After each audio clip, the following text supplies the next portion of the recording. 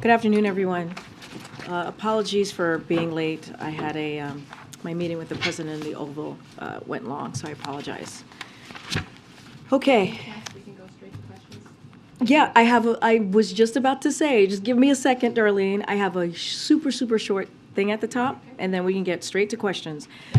So today marks the first day of National Flu Vaccine Week. As flu and COVID-19 continue increasing in circulation, we have two safe and effective vaccines that are our best way to stay protected this winter. The simple message from our health and medical expert is this: to be protected this winter, get your flu and COVID shots. Today, Dr. Walensky held a briefing with the American Medical Association to kick off a week where she and doctors across the country will be blitzing the airwaves about the importance of getting your COVID and flu shots. And with that, Darlene, go for it. Thank you. Can you give us a rundown on what is being done at the federal level to speed up the restoration of electrical power to the folks in North Carolina? So, as you know, the White House is has been monitoring the situation and is in contact with local officials.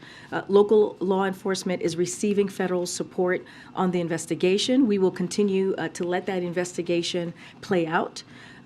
President Biden has made, as you all know, critical infrastructure secure and resilience to all hazards, both natural and man-made, a priority since the first day of his administration. While we still have a long way to go through initiatives like the bipartisan infrastructure bill and also the Inflation Reduction Act, the Biden-Harris administration is already following through on its promise to deliver those results to protect against the limit of the impacts of incidents like this. We've closely worked with private sector to strengthen resilience against the full spectrum of potential threats, including through utilizing new technologies and improving how government communicates and shares threat information with the private sector, which owns the majority of our nation's critical infrastructure. Department of Energy, Department of Justice, including the FBI, will be your best place to get more specific information. But again, we're going to let the investigation play out. But on the issue of restoring power, authorities there are saying it could be until Thursday before power is restored. Understood. So, we have been in touch with local officials, and we're going to provide any assistance needed to help them on the ground. Yeah, thanks, Karine. On Friday, you said there were no plans of going to Congress for any legislative changes to the IRA for France and Europe. Over the weekend, there were some French officials who said that one way of making the tweaks that President Biden proposed to the IRA was through executive orders, and we're wondering if the administration has already started working on certain EOs, or if you're planning to work on them going forward. Can you offer any specifics? So there's two things. The first thing is the president was clear that there are ways that we can address Europe's concerns, right? The concerns that they actually have.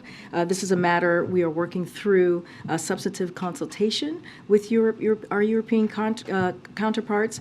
We don't want to get ahead of that process, but we're going to have those conversations and find ways to, again, address their concerns. I was speaking to specifically like glitches that might be that we have heard about in this particular piece of this law now. And so what I was saying, no, we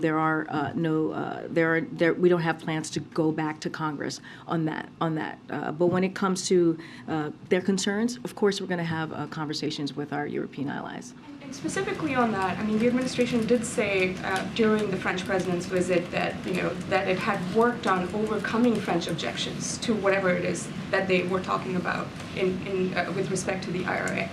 But the administration has, again, of course, not released any specifics on that. And I know you're talking about having future conversations with them. But could you talk about the work that has gone in so far? So, not going to get into specifics. Again, we want to have this conversation. There's a process that's happening. Don't want to get ahead of that. But I also just want to say, and you've heard us say this many times, the Inflation Reduction Act was a historic piece of legislation. It's going to help Americans, millions of Americans across the country, as we talk about lowering cost, as we talk about really attacking the number one priority when you think about the economy for the president, which is lowering costs on health care, lowering costs on energy, doing that historic investment investment on fighting climate change. So this is something that the president is very proud of, and it's going to really, truly change lives. When it comes to the concerns of our European partners and allies, certainly we're going to do our best to have those conversations, but I'm just not going to get ahead of the process that's currently happening. One on Russian on the oil price cap. Obviously, Russia has said that they're not going to abide by it, even if that means cutting production. Ukraine is saying $60 is way too much. Russian oil blends are selling in Asian markets at $79 a barrel, which is like $20 higher per barrel, and which kind of shows that there's willingness to buy oil from Russia at that price. I mean, given all the work that is going in, how confident are you that this is going to actually have any impact at all on Moscow and President Putin's oil revenue? So a couple of things. You just asked me a couple of questions all at once, or made a couple of statements all at once. So when it comes to Russia's response, look, we're not surprised by that. We're not surprised by what their reaction has been and what they're saying. Look, the goal of the price cap has always been to ensure that discounted Russian oil continues to flow onto global markets.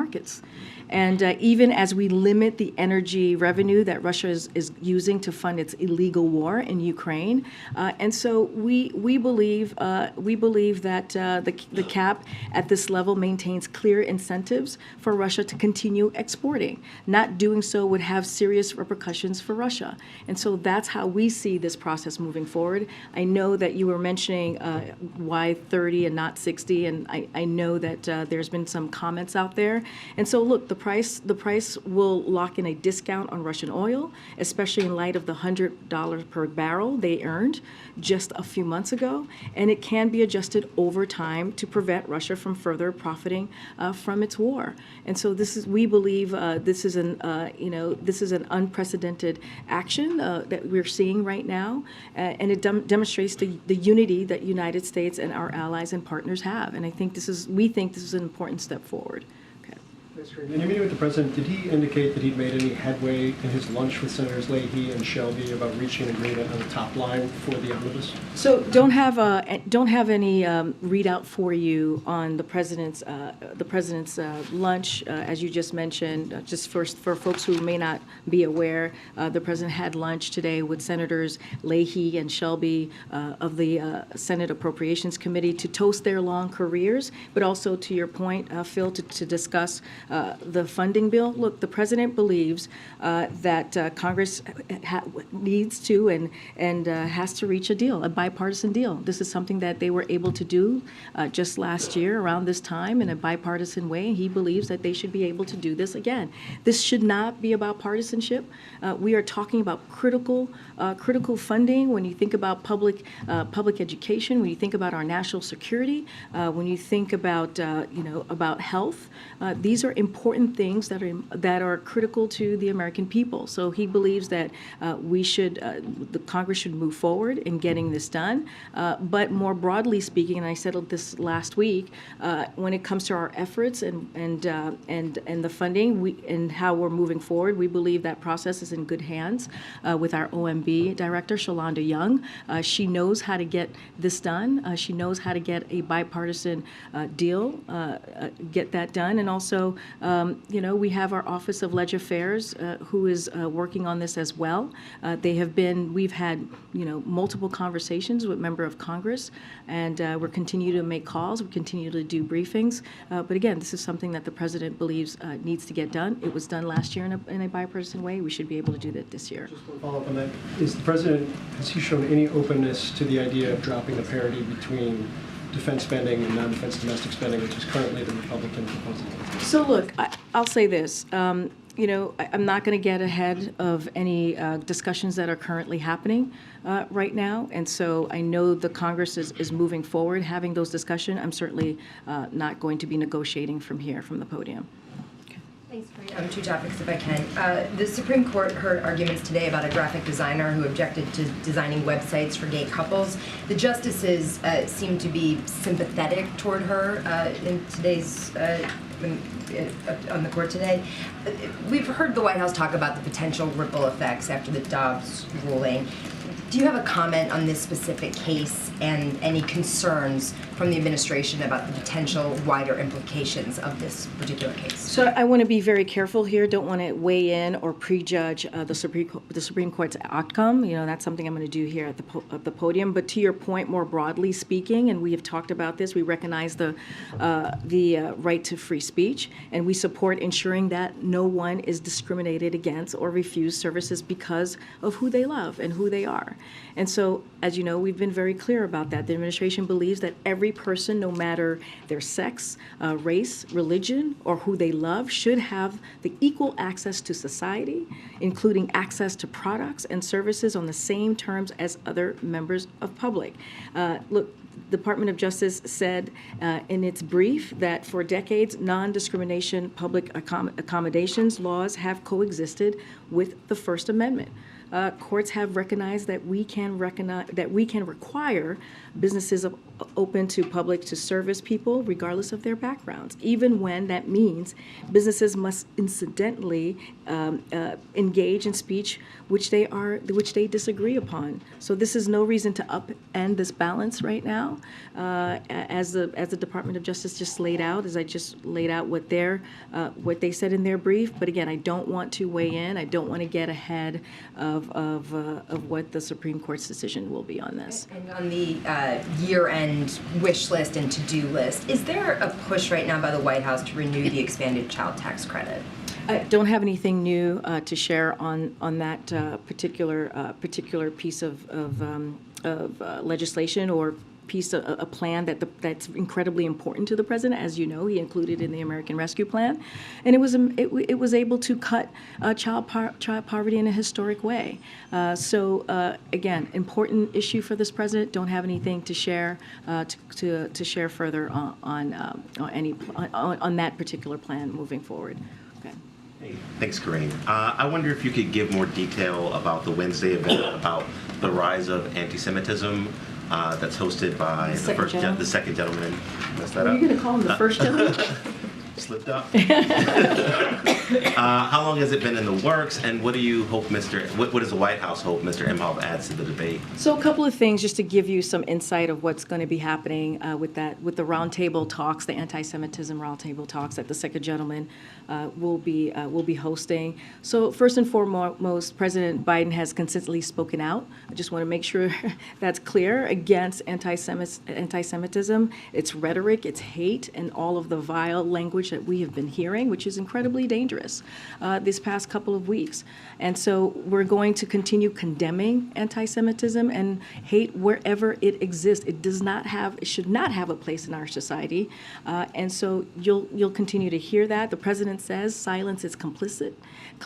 And so, that is something that we will make sure that we continue to condemn. Now, as it relates to Wednesday, the second gentleman, Douglas Emhoff, will convene a roundtable with Jewish leaders from across the country. The roundtable will include leaders of Jewish organizations fighting anti-Semitism that represents the wide range of Jewish community, from students to seniors, and including Reform, Conservative, and Orthodox denominations. And the second gentleman will be joined by Ambassador Susan Rice, White House Domestic Policy Advisor Ambassador Deborah Lipstadt, Special Envoy to Monitor and Combat Anti-Semitism, and Keisha Lance Bottoms, Senior Advisor to the President for Public Engagement. He felt it was important to host the roundtable, given the rise, as I just was mentioning, of anti-Semitism that we have seen over the past several months, and even longer. This is something the second gentleman takes very personally. He is the first Jewish person in this role, the first Jewish individual married to a president or a vice president. He has said himself that he is in pain. And that this is something we cannot normalize, and that's one of the reasons, as I just laid out, that he wanted to do this personally. Just a follow. Is it something that he asked for, or something that the president directed him to do? Well, I just laid out, the president has been very clear in condemning anti-Semitism, the hate that we have been seeing, racism, the increase of hatred that we've been seeing just the past several months. So this is something that his administration more broadly is going to continue to do when we talk about condemning that type of speech. But look, I just laid out, this is something, when it comes to this roundtable that the second gentleman is holding, it's something that is very personal to him and important for him, that he believed that he needed to do. And clearly, it's part of our administration's response, and certainly we'll welcome it.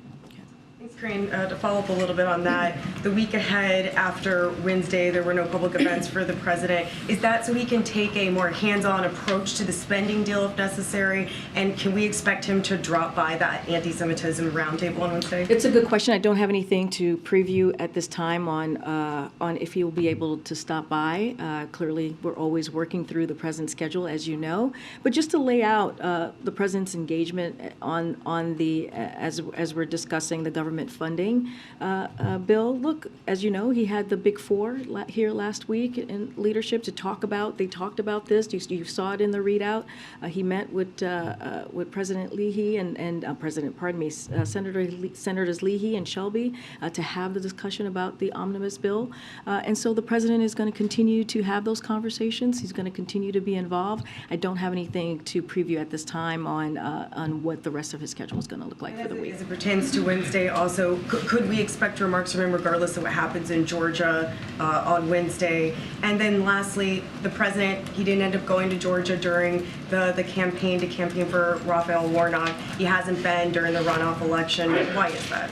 So look, I need to be careful, the Hatch Act. This is an ongoing, as you know, election with this particular, what we're seeing, the runoff in Georgia. So I want to be really careful here. But I have said many times before at this podium that the president will do anything that he can do for Senator Warnock to be helpful to him. As you all have seen on the president's schedule recently, he's done a high volume of fundraising, attended several political events, including phone banks and unions and with unions and much more. Look, the way that we see this, if you think about the midterms that just occurred, the president played a big role here. He set the narrative on how Democrats were going to move forward in the midterms, how they were going to talk about the successes that they had, how they were going to talk about what was important to American families, right? They made that contrast with Republican electeds, Republican officials who were talking about getting rid of Social Security, putting that on the chopping block, putting Medicare on the chopping block. He talked about the freedoms of the American people wanted as it relates to Roe v. Wade and how we saw the Supreme Court get rid of Roe. And we talked about that and how Republicans wanted to put a national ban. They were pushing for a national ban, and it didn't matter which states, if you're a red or blue state. And this is the thing that the president talked about, and others followed. So the president played a big role in setting that narrative, setting that contrast. And let's not forget the successes that we have seen, his economic policy successes, as we talk about the bipartisan infrastructure legislation, the Inflation Reduction Act. Those are the things that the president was able to get done, and Democrats were able to run on it. This has, of course, been a harsh season for respiratory illnesses in children, and there continue to be anecdotal reports that some drugs are in short supply in certain places, like children's Tylenol, ibuprofen, amoxicillin. The supply chain is clearly under duress, and some Americans are struggling to find the drugs they need. What's the administration doing about it, and how big of an issue do you believe it is? So first, I would refer you to the FDA, who is keeping a close eye on this, and they will share more on any details about supplies as it relates to concerns on drugs, which you're laying out to me, Ben. But what I'll say more broadly on this is, for context, is that drug shortages are not uncommon and is something the administration is regularly monitoring. The FDA is always tracking shortages at the national level and works closely with manufacturers to understand their production and supply. And while FDA does not manufacture drugs and cannot require a pharmaceutical company to make a drug, make a more of a drug, or change the distribution of a drug, FDA is in touch with the various manufacturers and stand ready to provide support where possible. Again, this is something that we are monitoring. I would refer you to the FDA on any specifics. Are you considering stepping in and working with companies in any way similar to how you all did with the baby formula shortage? I don't have anything more to share on any type of outreach. reach. But again, FDA would be the best place for you to get more details on how they're moving forward with this. Go ahead, Weijia. Karine, has the administration decided whether to appeal the court ruling that ends Title 42 because the deadline is this week? So I've been asked this question a couple times in the briefing room. This is something that, because it's a legal matter, is something that the Department of Justice will decide on, and I would leave it to them. We understand that the administration is considering a proposal that would bar certain migrants from receiving asylum here in the U.S. if they don't seek asylum in other countries first. Is that a proposal that you're moving forward with, or are there any other alternative measures to Title 42 on the table? So, look, we are committed to continuing to secure our borders while maintaining safe, orderly, and humane processing of migrants. That is something that we are committed to under this administration. This will remain the case with Title 42 when Title 42 is lifted. Any suggestions that we might be changing a policy or looking at a different policy is inaccurate at this time. I know there's been conversations about that. We haven't made no such decisions have been made yet. But again, we are committed to securing our border. I have a couple questions on this Chinese hack by the group APT41. The Secret Service says that this state-sponsored group of cyber criminals stole at least $20 million in COVID relief, including small business administration loans. I know that ring. Unemployment insurance funds. What safeguards are in place to prevent this sort of fraud, and why did they fail, is my first question. So look, we don't comment on specific law enforcement cases, so clearly not going to do that from the podium, but the president has continually embraced and called for strong oversight and enforcement against potential fraud. The president made clear that in the State of the Union, in his State of the Union just earlier this year, and when he announced the Justice Department's appointment of a chief prosecutor for pandemic fraud as part of the interagency COVID-19 fraud enforcement task force. So for more on any specifics on this or any more details, like again, this is a legal enforcement matter. This is something that the Department of Justice would China face any consequences? Again, this is something that the Department of Justice would be dealing with, as it is an ongoing law enforcement matter. Okay, good. Thanks, Karine. On the trip tomorrow, President Biden has visited a lot of semiconductor plants. Can you just talk about what makes this one special? Is it based on that it's run by Taiwan company? Is it advanced chips? What's kind of differentiates this trip? So it's a very good question. We are going to be having a background call this evening at 6:30, which is going to be led by Brian Deese. And so I would encourage all of you to join that background call, and you'll have more specifics. I'm sorry, a backgrounder. Backgrounder, yes, it's a backgrounder. And it'll, as you know, it's usually lifted the next morning. So yes, it is a background call with Brian Deese that'll happen at 6:30. So again, I'll encourage all of you to join. But look, as you know, he's going to be going to Phoenix, Arizona to be discussing the American manufacturing. Under this president, we have seen American manufacturing coming back to the U.S., and a lot of that is because of the president's economic policies. We've seen more than 700,000 manufacturing jobs created under this president, and he is going to continue to talk about that, talk about the CHIPS and Science Act and that historic piece of legislation that was, as you all know, a bipartisan piece of legislation that is going to continue making sure that we have manufacturing jobs right here in the U.S. So again, you'll get more details on that. Don't want to get ahead of that conversation that will be had by Brian Deese at 7:30. It's a background call. I, again, encourage all of you to join. Yeah. Thanks, Karine. Two questions for you. First, on the North Carolina power outage. The local authorities have said they believe it's an intentional attack. Is the White House aware of any motive that might have been behind that? Again, I'm just not going to get ahead of the process. It is being looked at, investigated currently. I'm going to let that investigation play out. I would refer you to the Department of Energy, Department of Justice, FBI, to get any more specific details on that. And then Democratic leaders in the House are discussing attaching Senator Manchin's permitting bill to the annual defense policy bill, which is a must-pass. Is the White House urging that too? And if so, how are you doing that? So yes, the president believes we should pass the defensive authorization bill and that the permitting bill should be included in that legislation. So that is something that we support from here. Go ahead, Stephen. Other things on the to-do list, the antitrust tech bill. Does the president want to see action on that in the lane? I don't have anything more to say than what I shared last week. I refer you back to I was asked about this a couple times last week, so I refer you back to those comments. Thanks. The Electoral Count Act reform. Is that something? That is something that is indeed important to the president, and he wants to see that move forward. There was word today of an agreement in principle between Senators Tillis and Sinema on immigration reform. Is that something? So we haven't seen all of the kind of the language on that particular bill, so don't want to comment from here.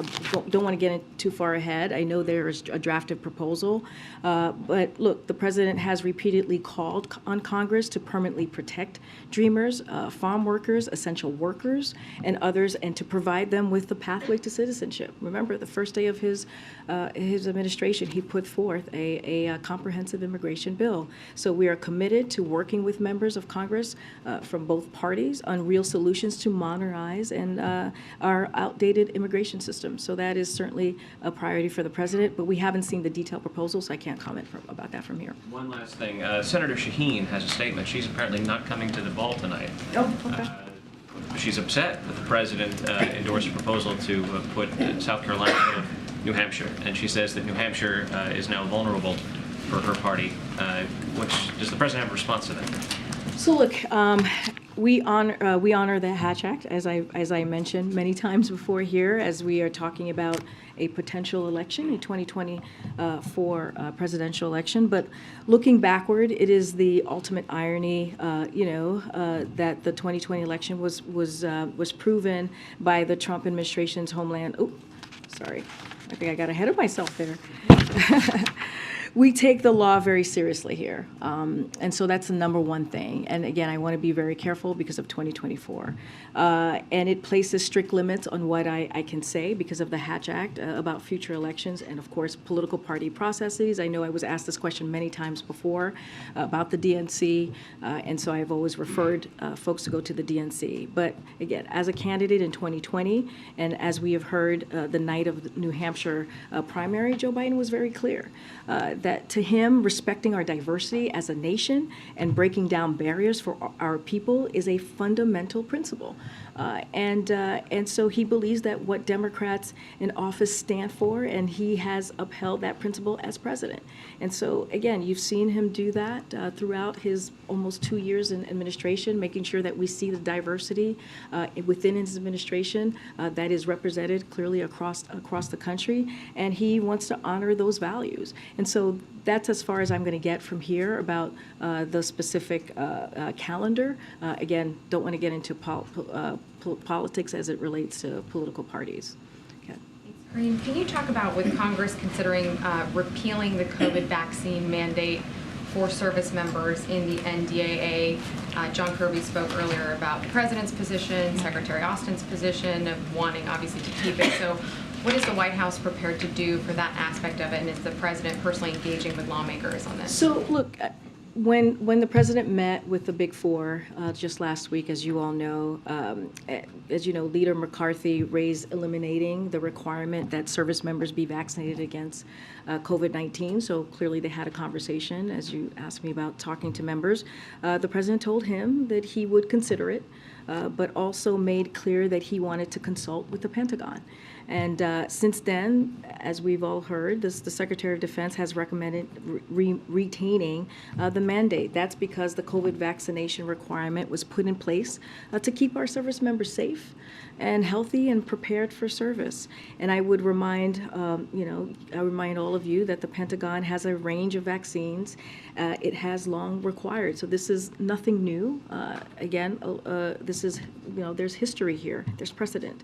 So with respect to NDAA. Those discussions are ongoing. I don't want to get ahead of it, but clearly, as I just mentioned, it was brought up in their conversation that he had with the Big Four last week. Has he had conversations about it since then? I don't have anything else to preview at this time for you on conversations specifically on the NDAA. I can say that we're just not going to get ahead of the process that's currently happening in Congress. And you've said from the podium that the White House isn't going to respond to every single thing that former President Trump says or does, but the White House also did put out some statements over the weekend about his calls to essentially overturn the 2020 election and put aside the Constitution. So I'm wondering if you can elaborate on that and share more about in response to his comments. So look, and again, he is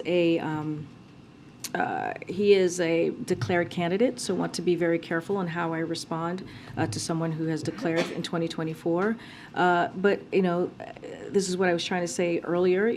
As it relates to 2020 and election conspiracy. Look, it's an irony, right? That 2020 election was that he says this because ultimately it was proven by the Trump administration's Homeland Security officials to be the most secure of all time. And not just the Homeland Security officials, it was also upheld by Trump's administration's Attorney General and by over 80 federal judges, of whom were nominated by Donald Trump himself.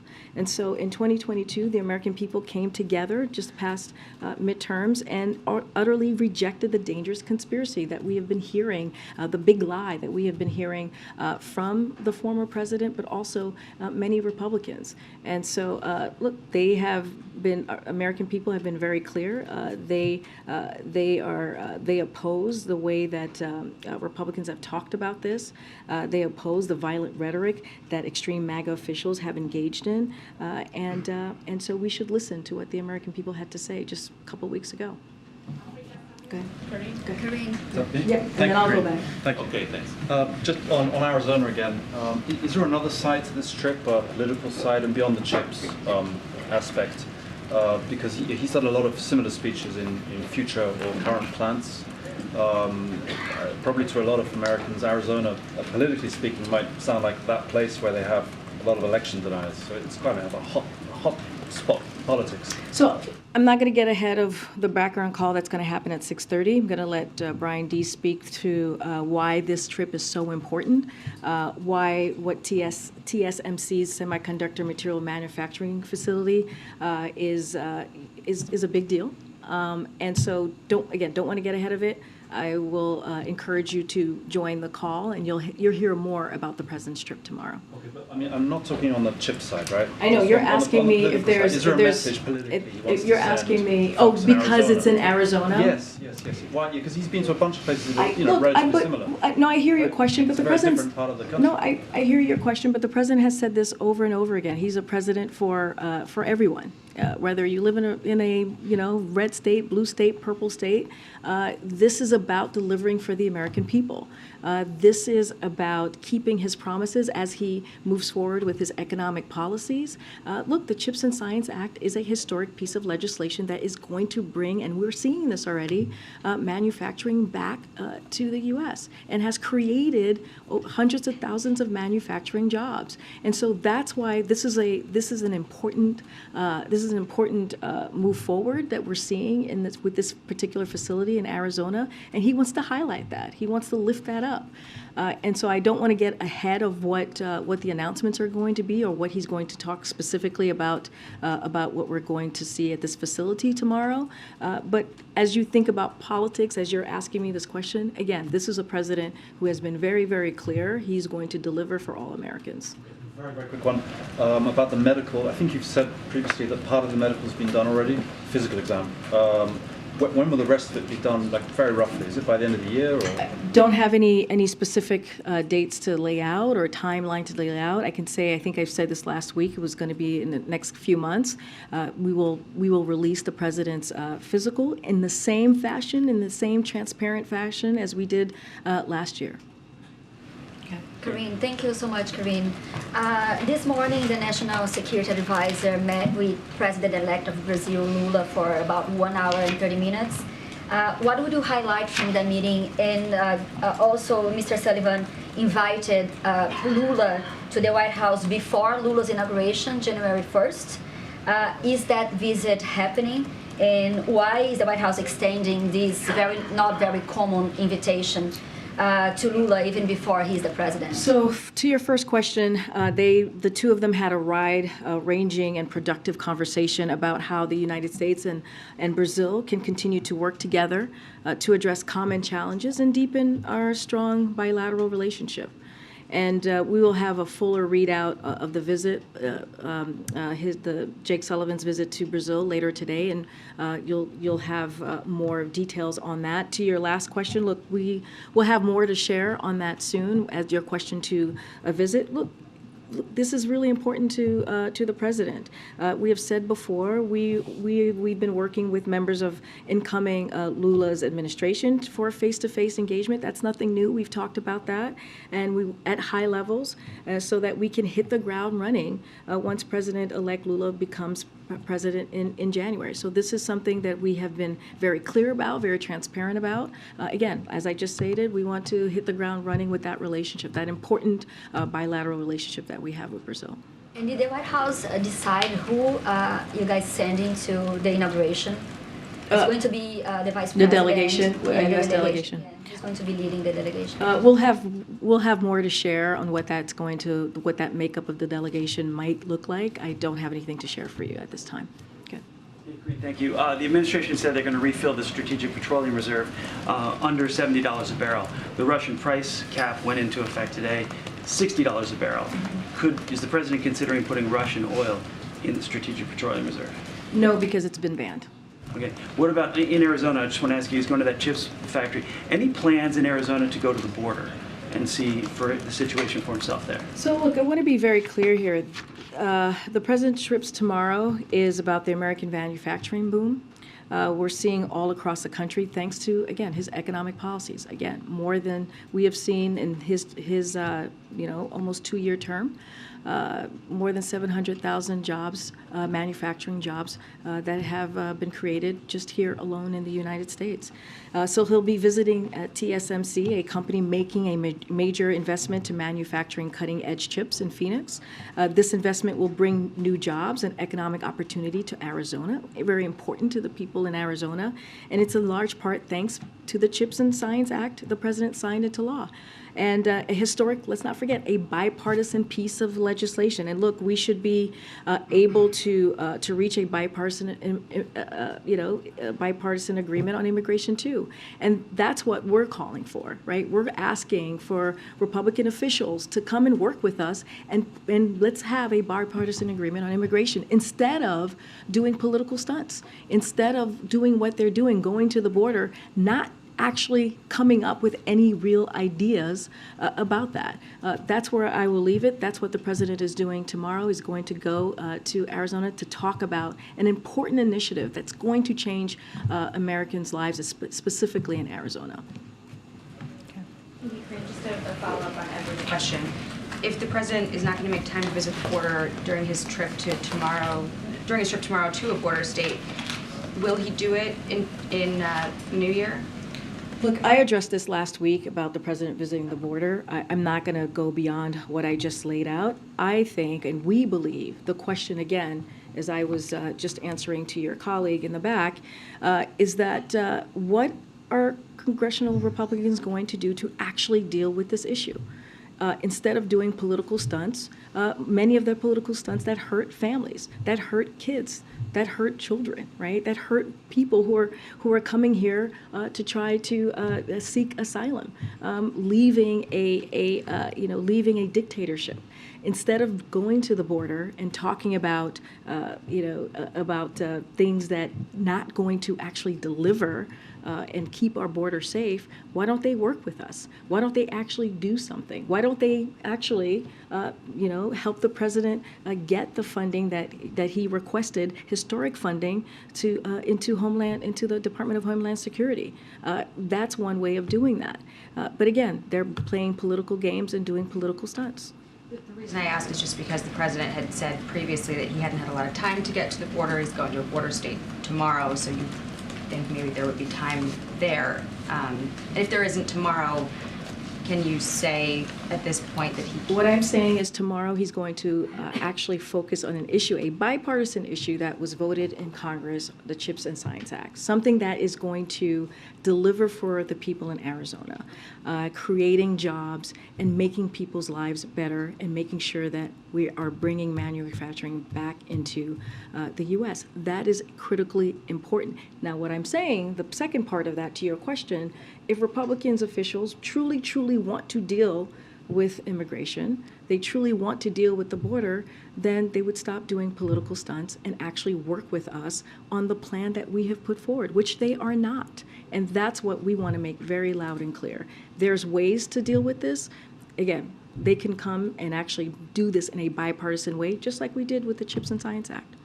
The trip is obviously to Phoenix, not to the border, not to Georgia, which is sort of a pressing issue for Democrats, for the president. Have Democrats determined that a visit to Georgia would not help Senator Warnock's reelection bid?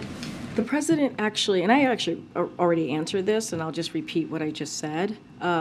The president, and I want to be very careful about talking about an election that's happening tomorrow because it's an election, and I'm covered on the Hatch Act, so I'm not going to comment on that specifically. But when we look back on the president's role during the midterm elections, he played a significant role for Democrats. It was because, again, I just answered this question, is because of the way he made the contrast with Republican officials, again, who talked about putting Social Security and Medicare on the chopping block because they were upset about the Inflation Reduction Act, which is a historic piece of legislation. It's going to lower costs for American families. That's what they were upset about, because we were saying we wanted to make sure big corporations pay their fair share and not put it on the little guy.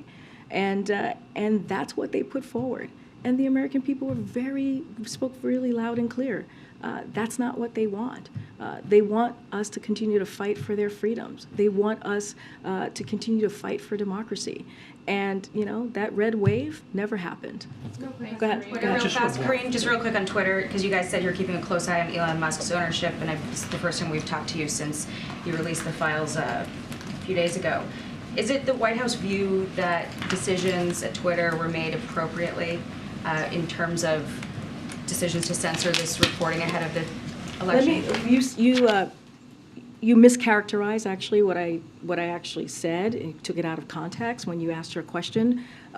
Look, when I answered the question, and I actually already addressed this about how the White House and the administration is seeing what's happening on Twitter. We follow also what's going on, just like you guys are reporting it, just like you guys are seeing.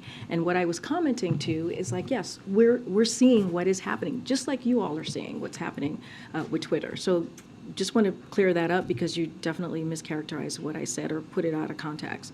And so can you ask your question again? Yes, my question was that you had said, I think 6 or so days ago, that the White House was watching closely the situation at Twitter after Elon Musk's ownership of it with respect to misinformation. And because these files were released on the basis of, hack materials clause at Twitter, decisions were made to censor reporting leading up to the election. My question was, is it the White House view that these decisions were made appropriately in light of what has come out? Which decisions? By whom? By Twitter. By Twitter okay. So look, we see this as an interesting or a coincidence, if I may, that he would so haphazardly, Twitter would so haphazardly push this distraction. That is a full of old news, if you think about it. And at the same time, Twitter is facing very real and very serious questions about the rising volume of anger, hate, and anti-Semitism on their platform, and how they're letting it happen. And, the president said last week, more leaders need to speak out and reject this.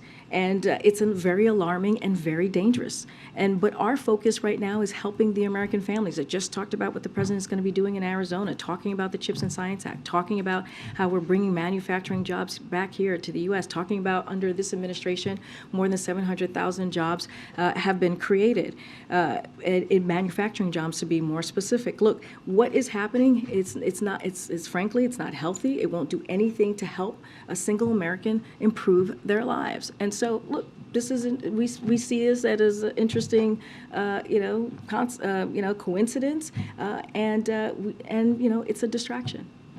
Thanks, Karine, just one more on the NDAA. Some members of Congress are talking about providing security assistance to Taiwan in the range of about $10 billion over 5 years.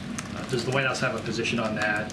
And is there any concern that providing additional security assistance to Taiwan might act as an irritant in the relationship with China? So, look, not going to get ahead of the process as it relates to in Congress or the NDAA. I'll say this more broadly. We continue to work with Congress on ways we can reinforce deterrence across the Taiwan Strait and build Taiwan's resilience in meaningful ways, including the self-defense capabilities. But again, I'm not going to get ahead of the process that we're currently seeing in Congress at this time. All right, everybody. Thanks, everybody. Oh, what's going on? Oh, okay. Are you going to take a question on U.S.-Africa Summit? It's the biggest gathering of the Okay, I'll take that. Let me just do this and I'll... Okay, we have a guest. I forgot.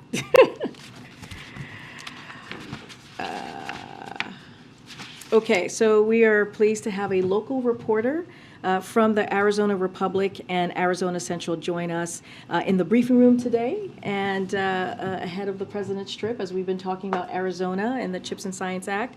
His name is Ronald J. Henson. He is the paper's national political reporter and has been a member of their team for about 15 years. And Ron, thank you for joining us. Hello. Yeah, hi. Thanks, Karine.